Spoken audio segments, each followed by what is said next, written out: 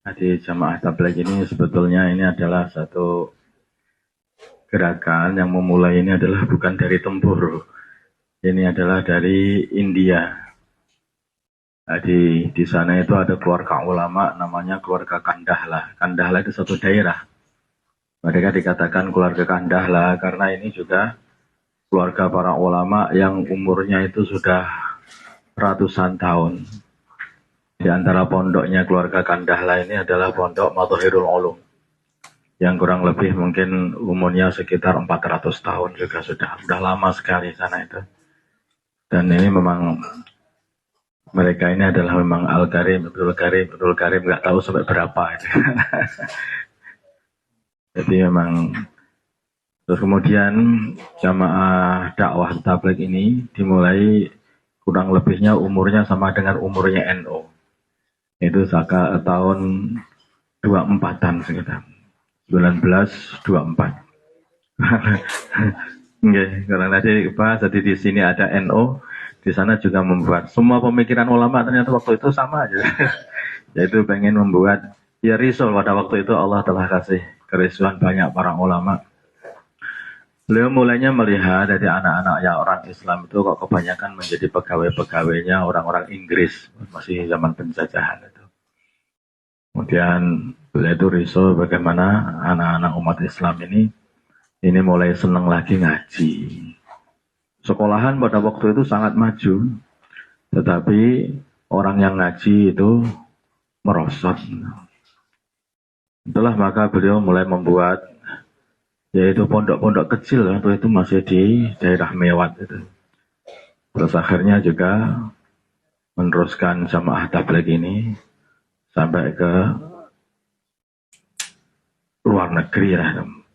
Awalnya hanya di India saja, kemudian India pecah, kemudian akhirnya jadilah di India dan Pakistan dan juga Bangladesh. Kemudian berpesan kepada putranya Maulana Yusuf supaya segera menawarkan tabligh ini kepada seluruh umat Islam di seluruh dunia. Maka ternyata ini jamaah tabligh ini banyak disukai kerja ini. Kerja ini kerja sederhana, sebetulnya hanyalah kerja menghidupkan masjid begitu saja. Maka ini tidak dikatakan sebagai organisasi, tapi bukan berarti tidak terorganisir, enggak. Organisir, tapi bukan organisasi. Ya hanya semacam kegiatan orang masjidan gitu aja. Nah, orang masjidan kerjasama sama orang kampung, kemudian akhirnya ketika wujud kerjasama inilah masjid yang nampak betul, masjid yang asalnya jamaahnya hanya satu sof, dua sof, sampai menjadi 10 sof, bahkan banyak masjid-masjid yang harus diperluas karena membludak jamaah masjidnya. Tujuan kami diantaranya yaitu bagaimana seluruh laki-laki balik sekitar masjid itu yaitu jamaahnya, semua jamaah di masjid, semua sholat berjamaah di masjid, gitu. Sehingga masjid hidup. Kemudian masjid difungsikan sebagai tempat zikir dan ibadah, dan juga tempat ngaji, ta'lim wa ta'alum, dan juga tempat penyebaran agama, yaitu tempat pengiriman jamaah. Itu yang kurang lebihnya pemikirannya jamaah tabligh ini. Sederhana sekali, sangat sederhana. Kemudian pembicaraan pun di dalam jamaah tabligh ini juga sangat sangat ringan. Artinya siapa saja mesti akan menerima. Yang pertama adalah pemantapan kalimat la ilaha illallah Muhammadur Rasulullah. Yang kedua kali urusan bagaimana bisa sholat dengan sebaik-baiknya, dengan khusyuk wal khudu'.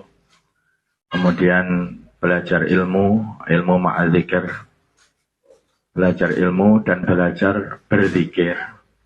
Dan juga belajar memuliakan orang Islam. Kemudian belajar ikhlas dan belajar memperjuangkan agama, yaitu dengan menyampaikan agama atau mengajak mengajak teman-teman untuk menghidupkan agama, menghidupkan masjid-masjid dalam hal ini. Pokoknya adalah masjid saja. Kenapa kok masjid? Dikarenakan Nabi itu begitu datang ke Madinah, yang dipikir bukan rumah, tapi yang dipikir pertama kali adalah masjid. Artinya masjid ini penting daripada rumah. Itu kata para ulama tabligh itu. Sehingga datang, mampir ke Kuba, bangun Masjid Kuba, datang ke Masjid Nabawi, mereka juga bangun Masjid Nabawi di tempatnya sudah bangun Masjid Nabawi, sedangkan beliau masih numpang di tempatnya Abu Ayyub Al-Ansari, urusan rumah itu. Nah, itulah berarti masjid itu penting sekali wujud. Kalau masjid hanya wujud bangunan saja, itu tidak ada kurang faedahnya. Tapi yang dimaksud masjid ini adalah amal yang ada dalam masjid, yaitu dakwah, ta'lim wa ta'alum, dzikir, ibadah, dan satu lagi khidmat. Ya, insya Allah kurang lebih seperti itu.